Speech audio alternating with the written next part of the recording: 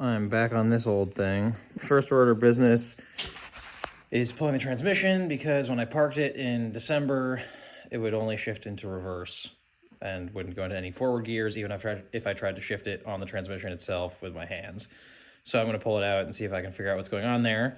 And basically what that looks like, if you'll join me under the car, basically I have to unbolt the transmission from the engine up here and from the drive shaft back here and from all its supports and then lower it down. That sounds kind of straightforward, but I bet it won't be. Made some progress. I got the drive shaft disconnected, the rear transmission mount taken off. There's a cross member here that's now removed.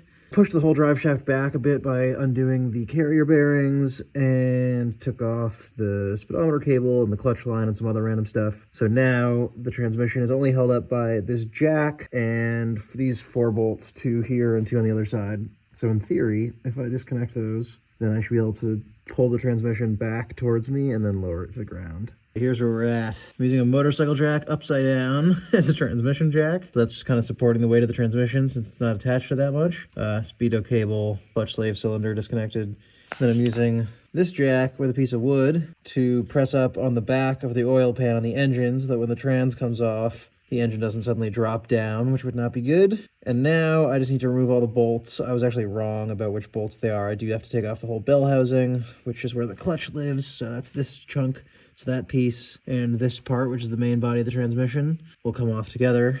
Getting to all these bolts is going to be pretty interesting, especially with all this shit set up, but I'll figure it out. So I kind of ran out of ideas last night on getting these last 2 transmission bolts out. They're in just like ridiculous places. And this morning I woke up and bought an 18-inch or 20-inch socket extension, and that seems to have solved the problem. So here's the contraption we got going here. We got 1/2-inch ratchet to 20, I think, inch extension to U-joint to adapter to skinny socket, 3/8 socket, and that seems to be working. So there's 1 bolt up there and 1 bolt in the same spot on the other side. And in theory, once those are out, the transmission will not be attached, and I just have to kind of pull it backwards. Okay, the transmission is out. So here's the problem I'm trying to solve. Right now we're in neutral. This is just spinning because there's no weight on it. But if I put this selector that way, now we're in reverse.